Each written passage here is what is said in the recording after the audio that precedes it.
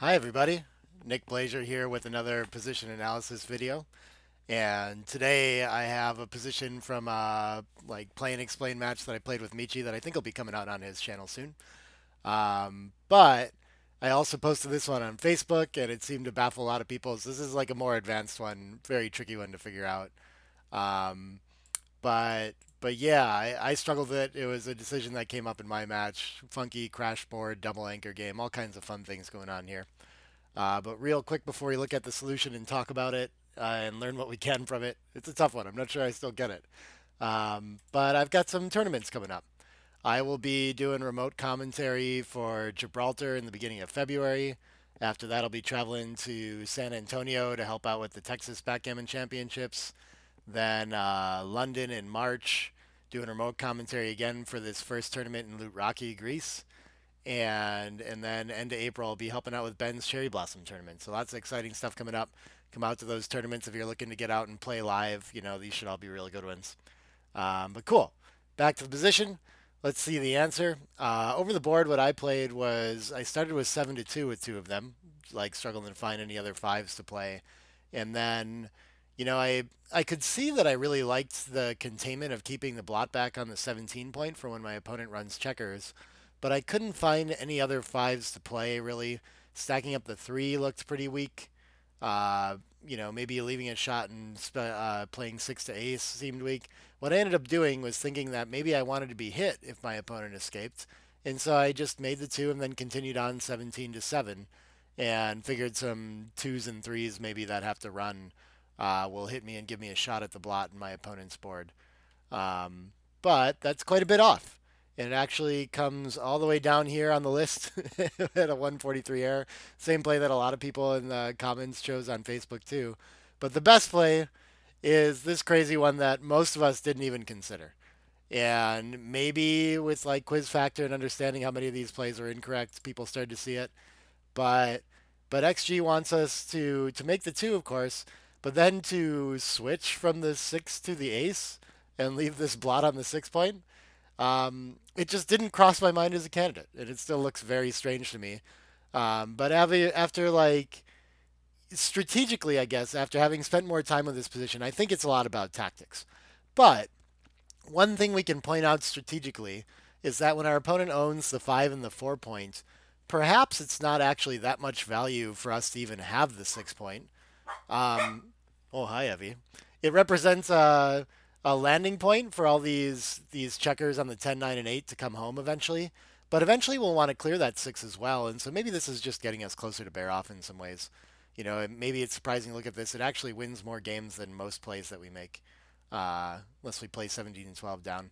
But I think it's actually more about tactics. And I wasn't able to convince myself of why this would be better. So I spent a lot of time studying it and tried to ask people what they thought about it. And Alex in the comments actually shared this really nice image kind of showing the best rolls out of some of the plays. So I'm going to switch to that for a moment.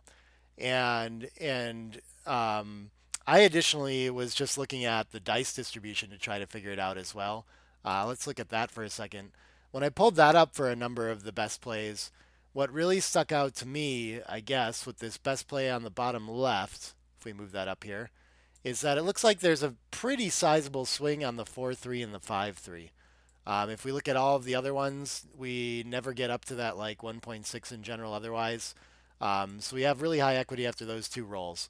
So that got me really curious. That's at least something to start looking at.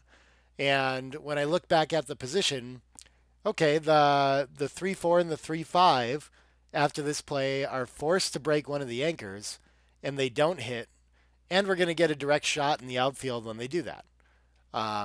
So okay, that's a big tactical swing at least. It's still hard to convince myself that, like, well, what about after this position? Don't we get something like that too? And 3-4 and 3-5 are going to be forced to break the anchor here. And we are going to get a direct shot at the blot and board now, but we don't get maybe as many returns as we did in the outfield.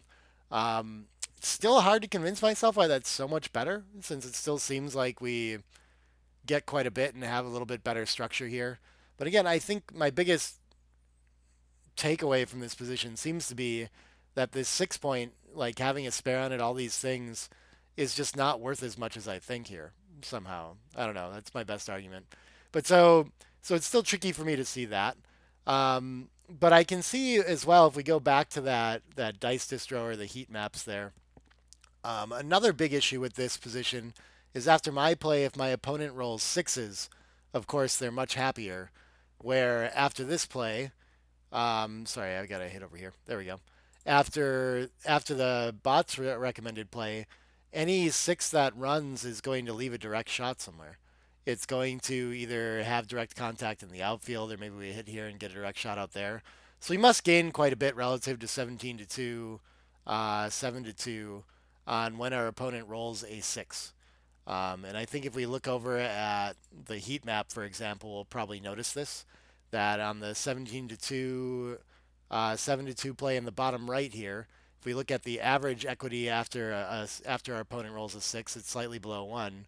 It's hurting a little bit. And in the best play on the top left, we're doing close to a whole point and a half better. And we do see in this graph too the swing on that 3-4 and 3-5, and um, relative to the other, it's still a good roll for us in that we break the anchor in the other one, but we're just doing a little bit better after the 3-4 and 3-5 after making the two in the ace. Very interesting there. Another candidate that we can look at in the heat map here, real quick.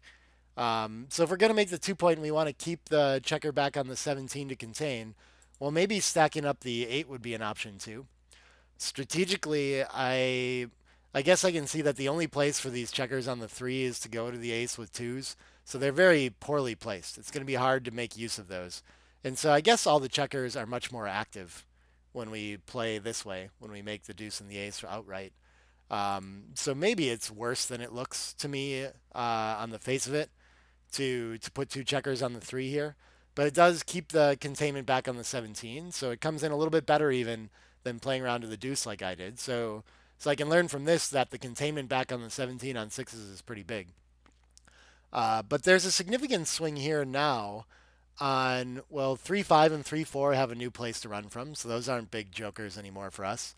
And double fours can play pretty safely in a way that's scary for us too.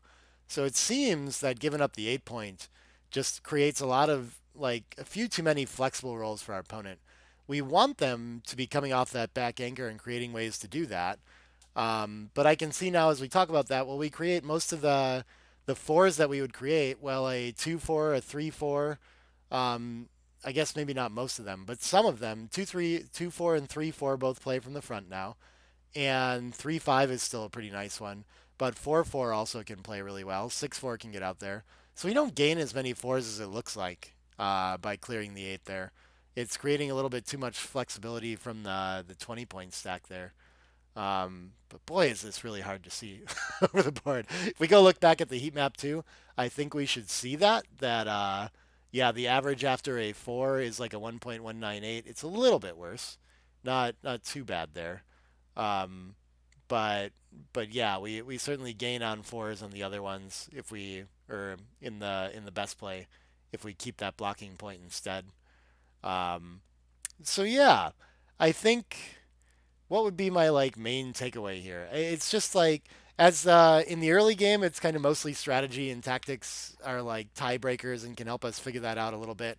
I'm talking about strategic principles versus like counting each and every role and exactly how well it plays. In the middle game, it gets to be like a blend and kind of depends on board strength a lot of the times. And in the end game, it can be the only thing that really matters. In a sense, like we're so near the end of the game that each individual like sequence matters so much, and just finding a way to get more positive numbers is like the only way to evaluate an end game position like this, I would think. uh, maybe we can use some of those strategic concepts, like I want to keep the containing checker back here to find a play like this. And the inactive checkers on the three don't look good. Maybe we can use like principles like this to find it. um, but yeah, otherwise it's very tricky. It's I don't know. It's a lot of calculation and going through the numbers and seeing how things actually play better. And for example, a play like this, it feels difficult to to understand that this would be worse without considering exactly how any six will play after the play. and that we're giving that up. And it's hard to weigh that against, okay, well, we're losing out on containment. Maybe we can still win the race, and maybe that's fine. But how much better do we do when we keep trying to knock checkers back, things like that? Yeah, very difficult position. I don't know. When Michi saw this too, he was like, "It's above my pay grade." I feel that way a little bit in this too.